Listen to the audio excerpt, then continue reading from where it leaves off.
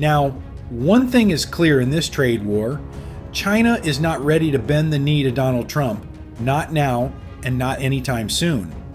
For the first time, Beijing is standing its ground, seemingly confident that they may actually hold the better cards in this high-stakes negotiation. But don't count Trump out just yet.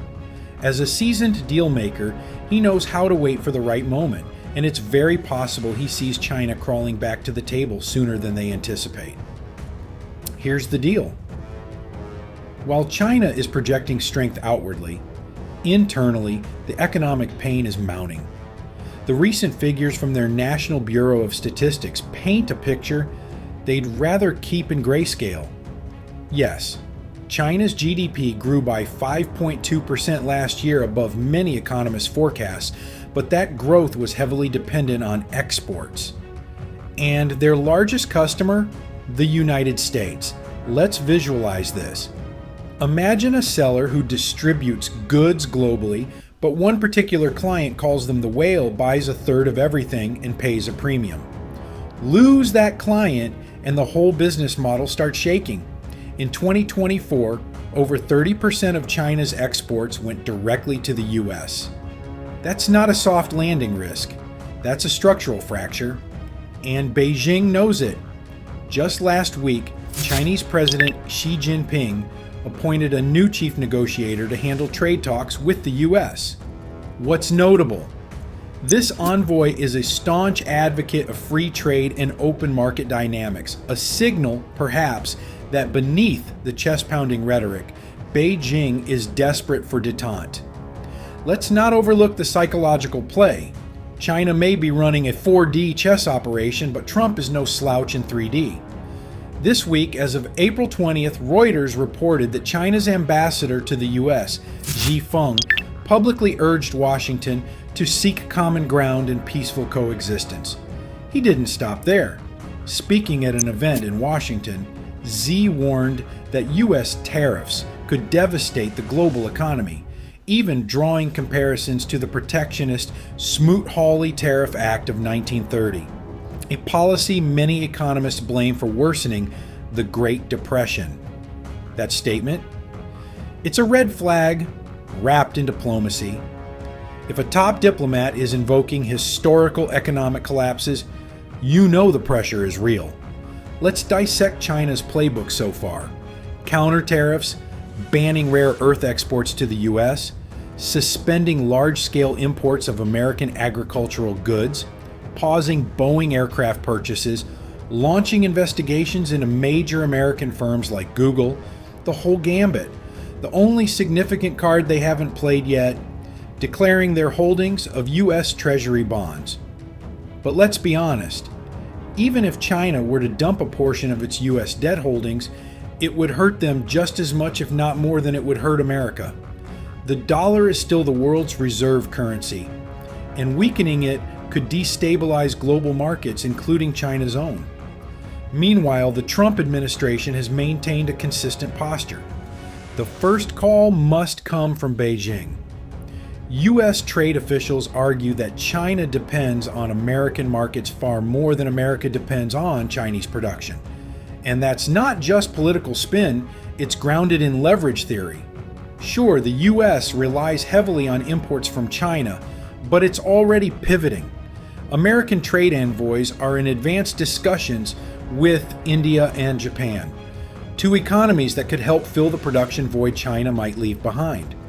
These bilateral efforts are not just symbolic, they're structural alternatives.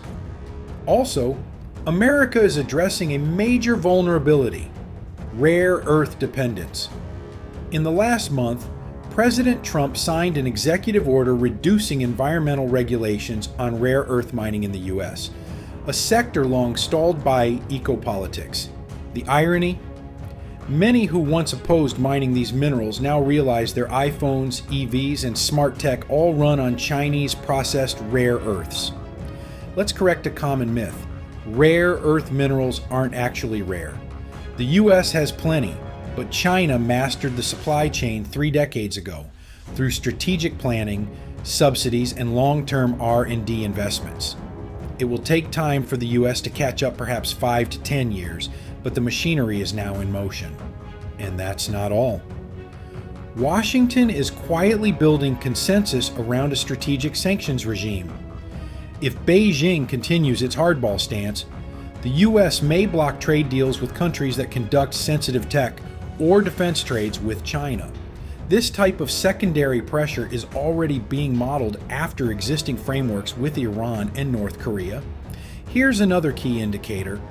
On-the-ground reports in Beijing suggest industrial slowdowns, factory shutdowns, and layoffs without pay are becoming more frequent. The economic pain isn't just theoretical, it's visceral. While older generations may have endured the post-war era on rice and ration cards, modern China is different. Consumer expectations have evolved. Urban youth are opting out of marriage, avoiding children, and increasingly dissatisfied with state paternalism. All of this translates into a looming demographic and productivity crisis. China has already been overtaken by India as the most populous nation. Incentives for childbearing aren't reversing the trend. By 2030, China will face a sharply aging population and declining workforce with serious structural risks for long-term growth. And the global stage is noticing. European and Asian nations, once eager to deepen ties with China, are now cautious. Unfair trade practices, market manipulation, and rampant state subsidies have triggered backlash.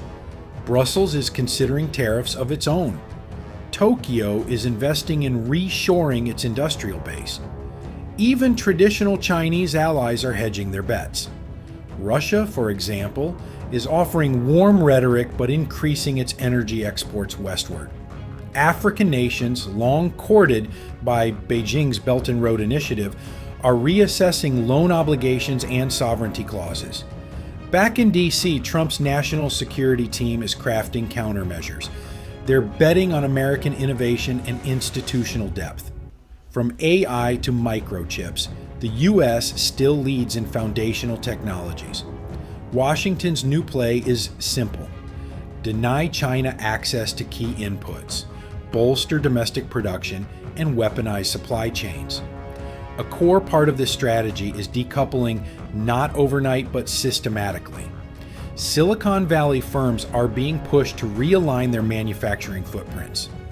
Tax incentives are being explored to relocate industries to Mexico and Southeast Asia.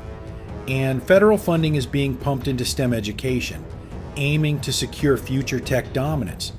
There's also a psychological dimension. Chinese citizens are increasingly aware of the trade war's impact. State-controlled media can only spin so much. Social media chatter, despite censorship, is revealing dissatisfaction. Protests may not erupt tomorrow, but the long-term pressure is building. As for China's hardball persona, it's as much theater as it is policy. Beijing is known to take bold stances for domestic optics while quietly seeking compromise behind closed doors. But this time, the stakes are existential. As Hu Xijin, the editor-in-chief of the Global Times, put it, the U.S. is not fighting a trade war. It is launching a full-scale offensive to contain China's rise without firing a bullet. In this lens, China is fighting not just for economic advantage, but for what it perceives as national survival. Trump's response? Candid and cold. Their time is up. The U.S. will not be taken for granted any longer. Now, that sentiment is echoing across Washington and Wall Street. From the SEC to the Pentagon, there's alignment on the idea that the era of free passes for Beijing is over. And while no one is ruling out a deal, perhaps even a historic one, the terms will likely be written in English, not Mandarin. So where does this leave us? Two superpowers locked in economic brinkmanship. One, betting on discipline, central control, and endurance. The other leveraging innovation, alliances, and raw economic force. It's not just a tariff war, it's the opening act in a decades-long realignment of global economic power. Stay tuned. The next move could reshape the world economy, because in this boardroom battlefield, Every tariff is a chess piece, and no one wants to be checkmated. Game on.